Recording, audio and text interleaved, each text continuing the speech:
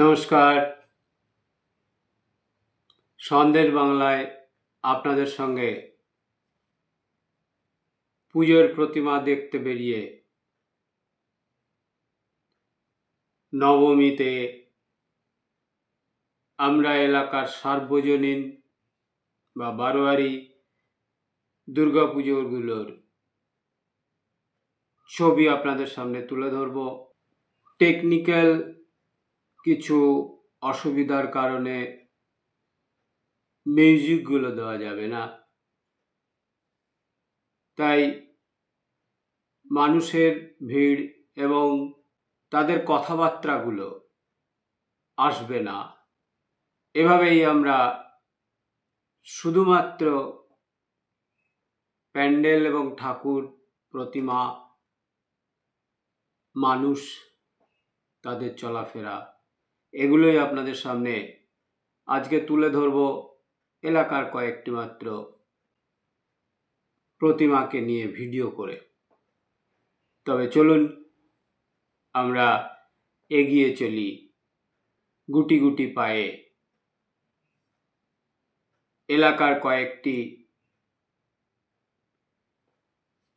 বারোয়ারি পুজোর দৃশ্য এবং প্যান্ডেল দেখতে। সবগুলো আমাদের পক্ষে দেখানো সম্ভব হচ্ছে না, প্রচুর পুজো হয়েছে। চলুন ঘুরে আসি আপনাদের সঙ্গে করিমপুর এবং করিমপুরের অলিগলির কিছু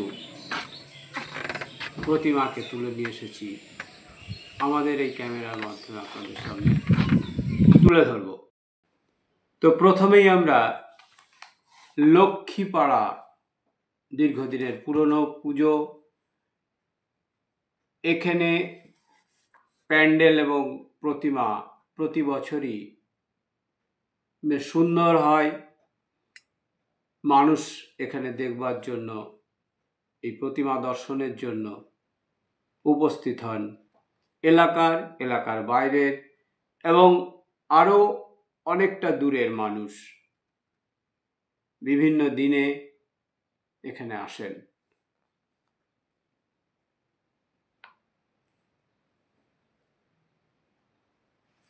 এই প্রতিমার ধরন মোটামুটিভাবে প্রতি বছরই এক থাকলেও একই শিল্পী হয়তো বানান, কিন্তু প্রতিমাগুলো খুব সুন্দর। এবারের প্যান্ডেলও যথেষ্ট সুনাম করেছে, একথা বলাই যায়। এবারে লক্ষ্মীপাড়ারই আরেকটু দূরেই, এই প্যান্ডেলের থেকে আরেকটু পিছনেই যে দুর্গোৎসব তারা বেশ কিছু বছর ধরেই আয়োজন করে আসছে, সেই দুর্গাপুজোর প্যান্ডেলেরও কিছুটা অভিনবত্ব দেখা গেছে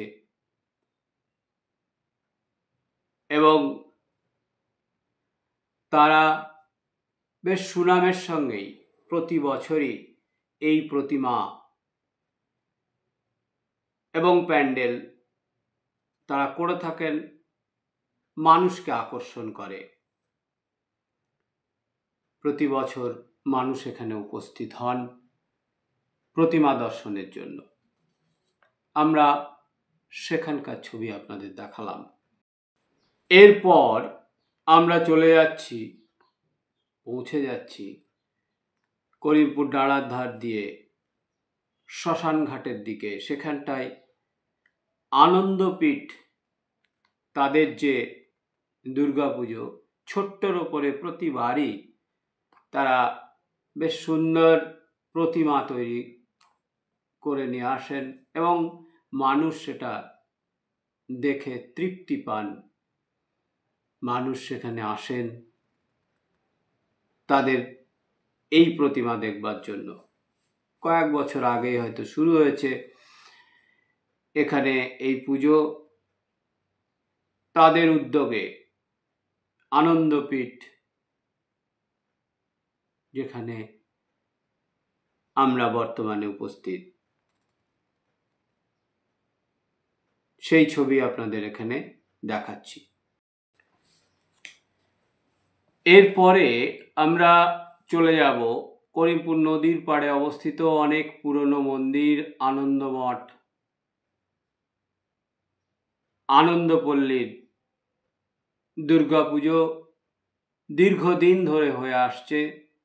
তাদের যেমন প্রতিমার একটা অভিনবত্ব দেখা যায়, এবারে তাদের বিশেষ আকর্ষণ মানব স্ট্যাচুর মাধ্যমে তারা তুলে ধরতে চেয়েছেন মেন্টাল হসপিটালের কি হয়, কি ঘটে, কিভাবে তাদের রাখা হয়, এই সব কিছু এই 4 দিন মানুষ দেখেছেন, লাইন দিয়ে দেখেছেন।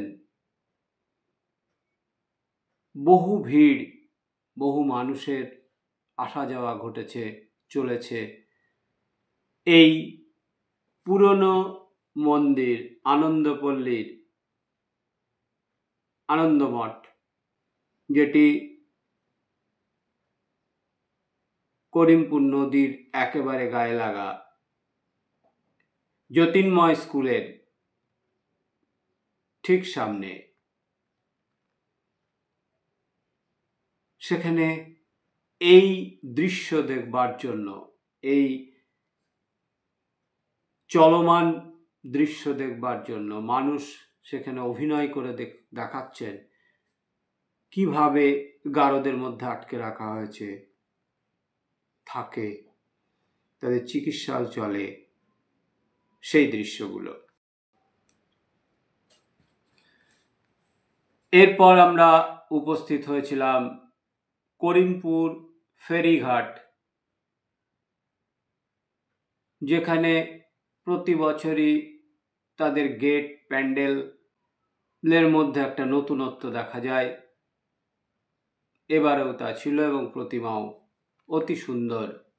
এটা দেখবার জন্য মানুষ ভিড় জমিয়েছিল আমরা যখন উপস্থিত হয়েছিলাম। এই পুজো অনেক দিন ধরেই হচ্ছে, মানুষ এখানে আসেন, এলাকার মানুষের কতকগুলো প্রতিমাকে দেখতে যাওয়ার একটা আগ্রহ থাকে। তার মধ্যে এই করিমপুর ফেরিঘাটও একটি পুজো কমিটি যেখানে মানুষ পৌঁছন। এরপরে আমরা চলে যাচ্ছি করিমপুর হাসপাতাল গেটের যে পুজো, সেই দুর্গা পুজো অনেক দিন ধরে হয়ে আসছে। প্রথম কথা, একটা রাস্তার ওপরে, মেন রাস্তার ওপরে, এখানে মানুষ যাতায়াতের মাধ্যমেই এই প্রতিমা দর্শন করতে পারেন। এখানেও মানুষ আসেন, প্রতি বছরের ন্যায় এবারেও তারা এসেছেন। এবারে আমরা পৌঁছেছিলাম করিমপুর হাসপাতালের পিছনে শিবতলায়। সেখানেও অনেক দিন ধরেই সকলে মিলে, এলাকার মানুষরা সকলে মিলে ওই এলাকার ওই শিবতলাতে দুর্গাপুজো করে আসছেন। এবারেও তাদের উদ্যোগ এবং প্রতিমার গায়ের সাজ, তার রং, এটার মধ্যে একটা নতুন ভাব দেখা গেছে। ডাকের সাজ, কিন্তু কালারের একটা অদ্ভুত রকমের মিশ্রণ, যা মানুষকে আকর্ষণ করেছে। শিবতলার থেকে আমরা পৌঁছে গেছিলাম রামকৃষ্ণপল্লী মন্দিরে। সেখানেও প্রতিমার অদ্ভুত একটা বৈচিত্র্য লক্ষ্য করা গেছে। তাদের সাজের রংটা, গহনাগুলো, মাথার মুকুট, হাতের চুড়ি, এগুলোর মধ্যে একটা নতুন কিছু দেখতে পেয়েছি, যা অন্যবার দেখি না। এই 2025-এ তাদের চিন্তা ভাবনায় এটি উঠে এসেছিল, সেটি আমরা দেখলাম, ভালো লেগেছে। এরপরে আমরা পৌঁছেছিলাম করিমপুর নতুন বাস স্ট্যান্ডে। সেখানে কয়েক বছর থেকে দুর্গাপুজো শুরু হয়েছে। এবারেও তাদের প্রতিমা, প্যান্ডেল বেশ সুন্দর দেখিয়েছে, সুন্দর লেগেছে। এরপর আমরা যেখানে পৌঁছেছি সেটি অনেক দিনের পুরনো মন্দির, সংস্কার করা হয়েছে, নতুনভাবে তৈরি হয়েছে। পুরনো বলতে 1-150 বছর 200 বছরের পুরনো নিশ্চয়ই নয়, কিন্তু এই এলাকার বেশ পুরনো। যেমন করিমপুর আনন্দপল্লীর মন্দিরটা দীর্ঘদিনের পুরনো, অনেক দিনেরই পুরনো। আমি সঠিকভাবে তাদের সাল নির্ণয় করতে পারছি না, তাহলেও অনেক পুরনো। কিন্তু তাদের নতুন ভাবনা, নতুন চিন্তা সেখানে কাজ করে। এখানে এই মহামায়াপল্লীতেও নতুন কিছু দেখা গেছে। মহামায়াপল্লী এই মন্দিরের মধ্যে কবে তৈরি, কিভাবে তৈরি হয়েছে, তাদের কারা কারা দান করেছে সেই সব ফলকগুলো রয়েছে। সঙ্গে সঙ্গে অনেকটা জায়গা নিয়ে এই মন্দির এবং তার প্রতিমা সত্যিই খুব সুন্দর। এরপরে আমরা পৌঁছে গেছিলাম নবায়ন দুর্গা পুজো কমিটি, পাটাবুকা মোড়, যেখানে অনেকেই সকাল হলে বাজার করতে যান। সেখানকার প্যান্ডেলে একটা নতুন কিছু, নতুন ভাবনা, নতুন রকমের মনে হয়েছে। সত্যিই মন জোড়ানোর মতো, মন কেড়ে নেবার মতো, এবং তাদের প্রতিমাও খুব সুন্দর হয়েছে। মানুষ দুচোখ ভরে দেখেছেন তাদের চিন্তা ভাবনায় যা উঠে এসেছে, ভেতরের দৃশ্য, বাইরের দৃশ্য দুটোই, এবং রাস্তার ওপরেই। এই পুজোটা প্রথমে অন্য একটা জায়গাতে উল্টো দিকে হতো, এবারে দেখছি তার বিপরীত দিকের একটা জায়গাতে এই পুজোটি হচ্ছে।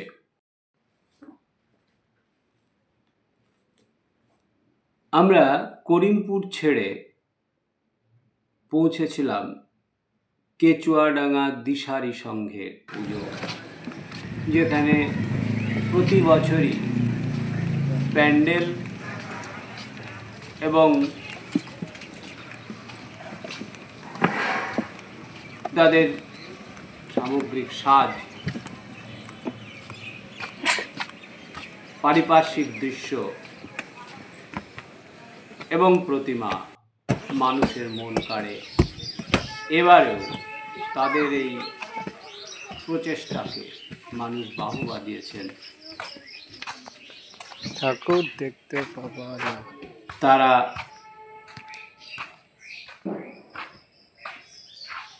এটাকে প্রত্যেক বছর চালিয়ে যাচ্ছে। তাদের প্রচেষ্টা সফল হোক, উন্নতি ঘটুক দিন দিন। সেই প্রতিমা দেখতে দেখতে বেরিয়ে আসলাম। এবার আমরা যাব ঠাকুর দেখতে পাওয়া যায় করিমপুর জামতলা পূর্বপাড়ায়। জামতলা পূর্বপাড়া, এখানে এসে যেন স্তব্ধ হয়ে গেছি। এখানে এই পুজোটা প্রতিবারই খুব সুন্দর হয়, কিন্তু এবারে এখানকার যেখানে পুজোটা হচ্ছে তার একদম কাছে, গায়ে লাগাই বলতে গেলে,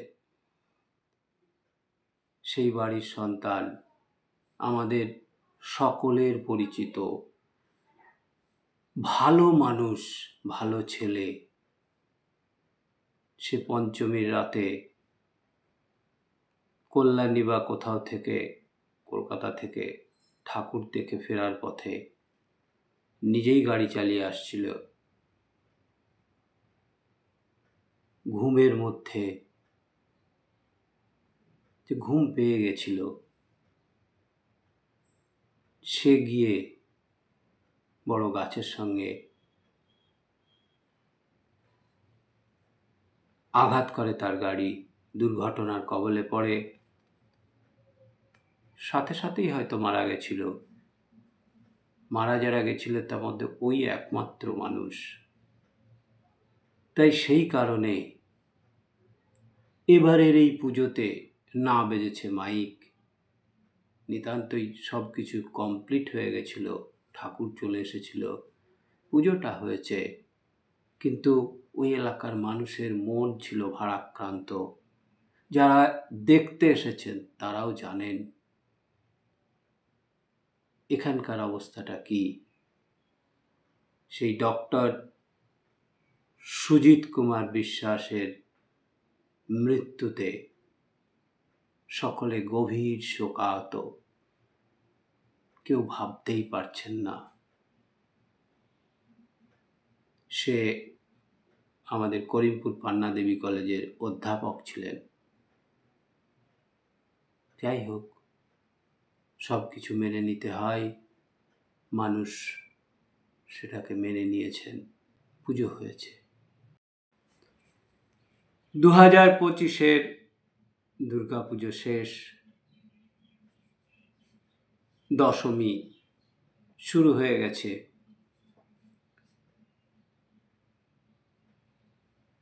খারাপ ভালো সব মিলিয়ে 2025-এর দুর্গাপুজো আপনাদের সামনে তুলে ধরলাম।